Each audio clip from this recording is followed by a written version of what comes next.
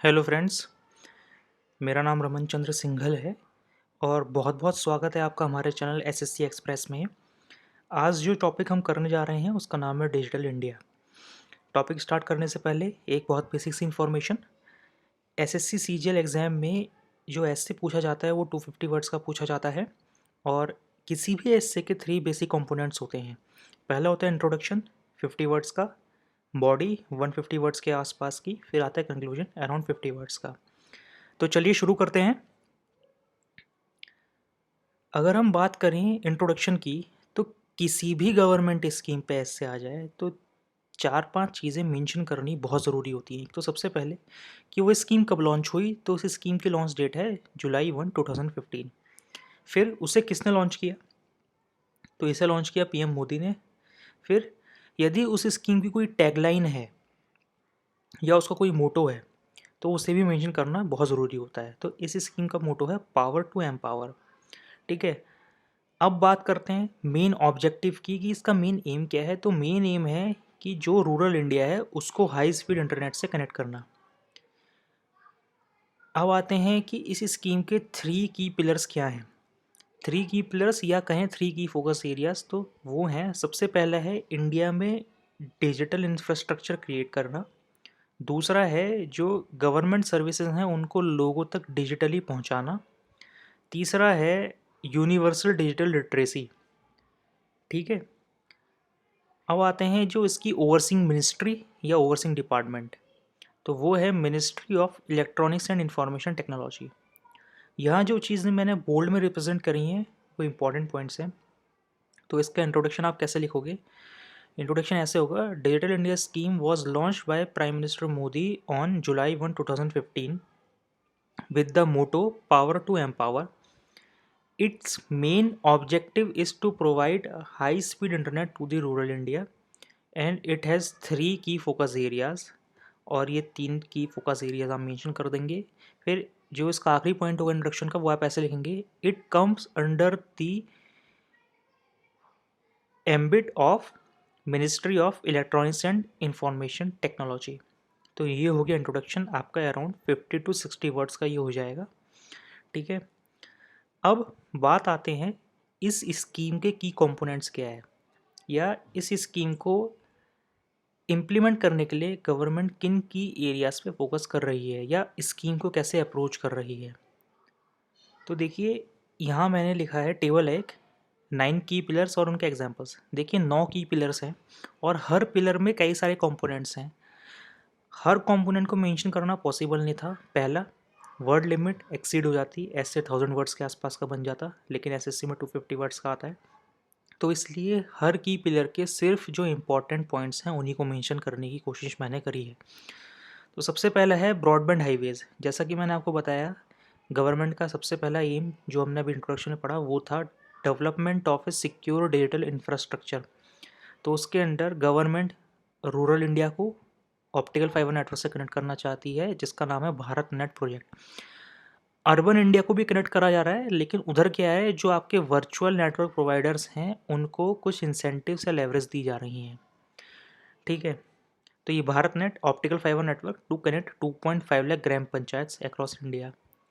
दूसरा है universal access to mobile connectivity.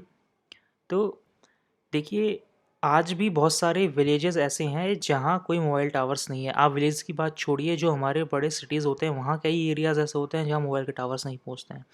तो गवर्नमेंट ने क्या किया है, यहाँ पे 42,000 के अराउंड विलेजेस को आइडेंटिफाई किया है और वहाँ तक गवर्नमेंट मोबाइल कनेक्टिविटी पहुँचा रही है। थर्ड है पब्लिक इंटरनेट एक्सेस प्रोग्राम। तो पब्लिक इंटरनेट एक्सेस प्रोग्राम का मतलब क्या है, इसका सबसे छोटा सा एग्जांपल है, आप जब एसएससी का फॉर्म भरते हैं तो बहुत सारे लोग होंगे जो खुद लैपटॉप पे भर लेते होंगे, लेकिन बहुत सारे लोग ऐसे भी हैं जो किसी इंटरनेट कैफ़े पे जाके फिर भरवाते हैं। ठीक है, तो कॉमन सर्विस सेंटर्स कुछ इसी तरह के होते हैं जहाँ पे जो आप डिजिटल जो गवर्नमेंट स्कीम्स हैं उनका फ़ायदा उठा सकते हो। ठीक है ना, तो पोस्ट ऑफिसेस को कॉमन सर्विस सेंटर्स के तौर पे भी यूज़ किया जा रहा है। ठीक है, इसी तरह जो आपने देखा होगा रेलवे स्टेशंस हैं, उधर वाईफाई कनेक्टिविटी बढ़ाई जा रही है।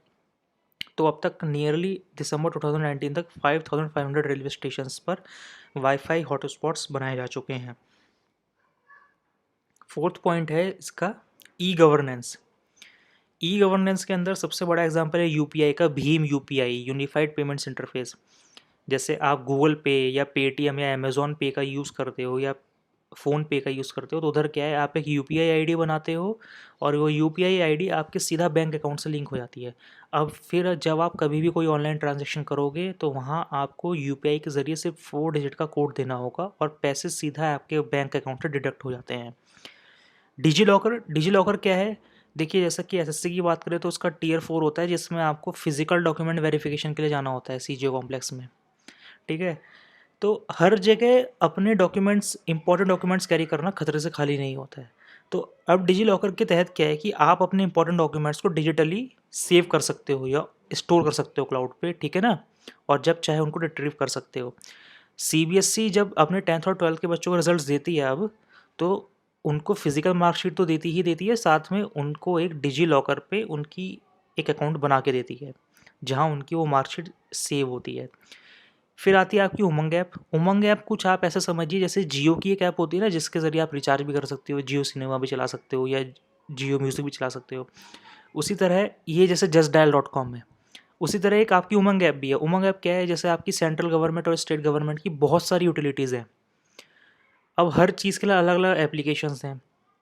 यदि आप उन सब एप्लीकेशन को नहीं डाउनलोड करना चाहते तो उसकी जगह आपके पास ऑप्शन है कि आप इस एक एप्लीकेशन को डाउनलोड कीजिए और करीब 600 से 1200 के करीब जो यूटिलिटीज़ हैं उनका फ़ायदा आप उठा सकते हो। ठीक है? फिर आता है ई क्रांति। ई क्रांति के अंदर जो गवर्नमेंट का मिशन चल रहा है वो चल रहा है सबसे इम्पोर्टेंट, प्रधानमंत्री ग्रामीण डिजिटल साक्षरता अभियान या डिजिटल लिटरेसी मिशन। जब हमने ऑब्जेक्टिव्स पढ़ते तो उसमें तीसरा ऑब्जेक्टिव था यूनिवर्सल डिजिटल लिटरेसी, तो ये उस चीज़ के लिए है। फिर है आपका ई साइन। ई साइन क्या है? आप आधार की हेल्प से अपने डॉक्यूमेंट्स को ऑनलाइन वेरीफाई कर सकते हो। ई हेल्थ केयर। ई हेल्थ केयर क्या है? जैसे ऑनलाइन मेडिकल कंसल्टेशन, ठीक है? या एक पेशेंट है, उसकी मेडिकल हिस्ट्री, कोई मेडिकल हिस्ट्री है तो वो ऑनलाइन स्टोर हो सकती है और वो अक्रॉस दी हॉस्पिटल्स कहीं भी आप शेयर कर सकते हो।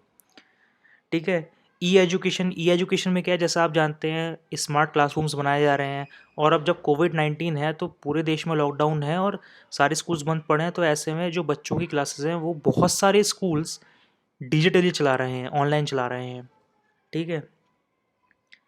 फिर आता है इन्फॉर्मेशन फॉर ऑल। इसका सबसे बड़ा एग्जांपल है my G O V dot in. My G O V dot in की एक एप्लीकेशन भी आती है। इसमें क्या है, गवर्नमेंट जो स्कीम्स हैं उनके बारे में जानकारी लोगों तक पहुंचाती है, प्लस लोगों के आइडियाज़ भी जानने की कोशिश करती है। अभी जैसे बुलेट ट्रेन प्रोजेक्ट चल रहा है, तो जो पहली बुलेट ट्रेन इंडिया में चलेगी उसके लिए जो क्या लोगो होना चाहिए या क्या उसका नाम होना चाहिए, इसके लिए गवर्नमेंट ने लोगों से सुझाव मांगे थे, वो इस एप्लीकेशन के ज़रिए मांगे थे। इसी तरह एक है open data platform. Open data platform क्या होता है? देखिए, जैसा कि आप जानते हैं जैसे वर्ल्ड बैंक वगैरह ऐसी संस्थाएं हैं, ये हर साल डेटा निकालती हैं और ये डेटा रैंकिंग्स निकालती हैं। ये जो डेटा है ये हर किसी के पास अवेलेबल होता है, हर सरकार के पास। इसी तरह जैसे हमारे सेंट्रल गवर्नमेंट है, ये सेंसस कंडक्ट करती है, ये बहुत सारे सर्वेस कराती है और स्टेट गवर्नमेंट्स भी करवाती है अपने अपने स्तर पे। मान लीजिए एक ही चीज़ को लेकर सेंट्रल गवर्नमेंट भी सर्वे करा रही है और पर्टिकुलर स्टेट गवर्नमेंट भी सर्वे करवा रही है, तो कहीं ना कहीं रिडंडेंसी आ जाती है। तो ये एक ओपन डेटा प्लेटफॉर्म है कि जो डेटा इस प्लेटफॉर्म पे आ गया उसे कोई भी गवर्नमेंट एंटिटी एक्सेस कर सकती है, ताकि वो अपनी योजनाओं को बेहतर तौर पे इम्प्लीमेंट कर सके। फिर आता है इलेक्ट्रॉनिक्स मैन्युफैक्चरिंग। तो सबसे बड़ा एग्जांपल है इसका, नोएडा में जो सैमसंग की दुनिया की सबसे बड़ी मोबाइल मैन्युफैक्चरिंग फैसिलिटी लगी है, आप उसका एग्जांपल मेंशन कर सकते हैं यहाँ पे। फिर आता है आईटी फॉर जॉब्स। जैसा कि आप जानते हैं आईटी सेक्टर ऑलरेडी सबसे बड़ा जॉब प्रोवाइडर है इंडिया में, तो इसमें आप देखेंगे जो नॉर्थ ईस्टर्न स्टेट्स हैं उनके विकास के लिए वहाँ बीपीओस को खोलने के प्रावधान रखे गए हैं। इसी तरह जो आईटी सर्विसेज हैं उनको प्रोवाइड करने के लिए लोगों को ट्रेन किया जाएगा ताकि वो लोग अपने खुद के बिजनेस चला सकें। तो ऐसे करीब 3 लाख सर्विस डिलीवरी एजेंट्स को ट्रेन किया जाएगा। प्लस जो टेलीकॉम सर्विस प्रोवाइडर्स हैं वो आपके 5 लाख रूरल पीपल को या रूरल वर्कफोर्स को ट्रेन करेंगे अपनी ज़रूरतों के हिसाब से। अब आते हैं 9th पॉइंट पे। तो 9th पॉइंट है आपका early harvest programmes. Early harvest, इसका रिलेशन एग्रीकल्चर से नहीं है, इसका रिलेशन क्या है कि जो ऑलरेडी डिजिटल इंफ्रास्ट्रक्चर हमारे यहाँ प्रेजेंट है उसको कैसे लेवरेज किया जाए। तो इधर क्या है, जैसे बायोमेट्रिक अटेंडेंस, ई ग्रीटिंग्स। ई ग्रीटिंग्स क्या है, जो गवर्नमेंट की जितनी भी ग्रीटिंग्स हैं या इन्फॉर्मेशन है वो सीधा एसएमएस या ईमेल्स के ज़रिए पहुँचेगी।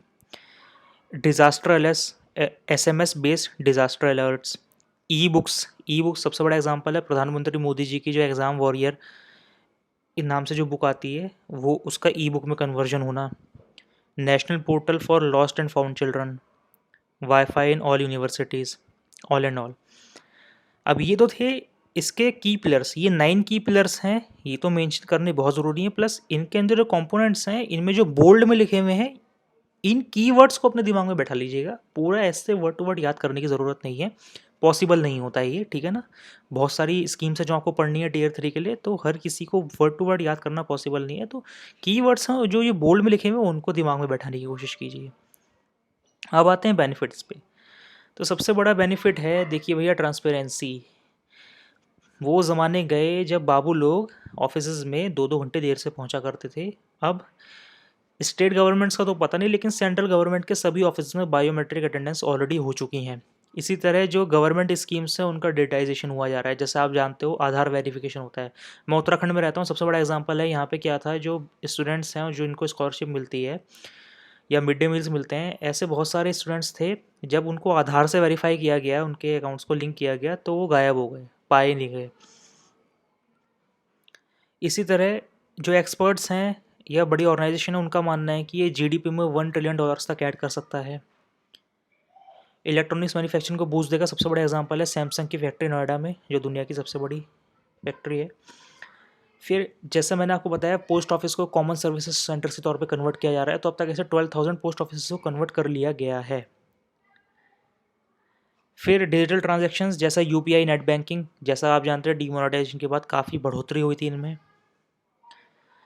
भारत नेट प्रोग्राम ऑलरेडी चल रहा है इंडिया में, तो अब तक 1,15,000 ग्राम पंचायत को इससे कनेक्ट किया जा चुका है। कॉमन सर्विस सेंटर्स का पॉइंट हम ऑलरेडी डिस्कस कर चुके हैं। सबसे बड़ा एग्जांपल है, सबसे इंपॉर्टेंट भैया, कोरोना वायरस चल रहा है और गवर्नमेंट ने इसको ट्रैक करने के लिए आरोग्य सेतु ऐप निकाली है, जो 50 मिलियन पीपल ऑलरेडी डाउनलोड कर चुके थे जब मैंने लास्ट टाइम डेटा चेक किया था। तो ये पॉइंट है, ये मेंशन करके आएंगे, करंट से भी रिलेटेड है ये। अब आते हैं चैलेंजेस पे। तो देखिए, इंडिया में सबसे बड़ा चैलेंज जो है वो है साइबर सिक्योरिटी का या साइबर सिक्योरिटी लॉस का। जैसा आपने देखा होगा, आपके पास कॉल्स आते होंगे कि भैया अपना पिन हमें बता दीजिए, लेकिन नहीं बताना होता है। तो इस तरह के जो और भी, जैसे रैंसमवेयर है आया था, डिजिटल लिटरेसी की कमी है, इंटरनेट स्पीड्स इंडिया में अभी इतनी ज़्यादा नहीं है। कहने को 4G है, लेकिन दिल्ली के अच्छे से अच्छी जगह भी 2 Mbps से ज़्यादा की स्पीड नहीं आती है। ये मेरी खुद की पर्सनल ऑब्जर्वेशन है, अब किसी के आती हो तो बात अलग है, मैं जियो की बात कर रहा हूँ। इसी तरह dearth of enough skilled man power in the arena of digital technology, बिल्कुल सही बात है। स्किल्ड मैन पावर की बहुत भारी कमी है इंडिया में, सिर्फ डिजिटल सेक्टर में नहीं, हर बल्कि और अदर सेक्टर्स में भी। फिर आते हैं फिफ्थ, वो है जो स्मॉल एंड मीडियम एंटरप्राइजेज हैं, उनको खुद को अडेप्ट करना पड़ेगा ताकि वो नई टेक्नोलॉजी के साथ तालमेल बैठा सकें, और जो कि एक स्मॉल और मीडियम एंटरप्राइजेस के लिए आसान नहीं होता है। अब आते हैं कंक्लूजन पे। जो कंक्लूजन की बात करें तो ये कुछ अराउंड 50 वर्ड्स के आसपास का कंक्लूजन है, ये आप देख लीजिए। यदि आपको ये पसंद आए तो आप ये लिख लीजिएगा, अगर नहीं पसंद आए तो आप अपना कंक्लूजन भी फ्रेम कर सकते हैं। लेकिन बेसिक जो आइडिया और कंक्लूजन के पीछे ये है कि एक तो पहली बात, गवर्नमेंट टेक्नोलॉजी पर भरोसा कर रही है और टेक्नोलॉजी को लेवरेज कर रही है ताकि अपने अंदर की इनएफिशिएंसी को ख़त्म कर सके।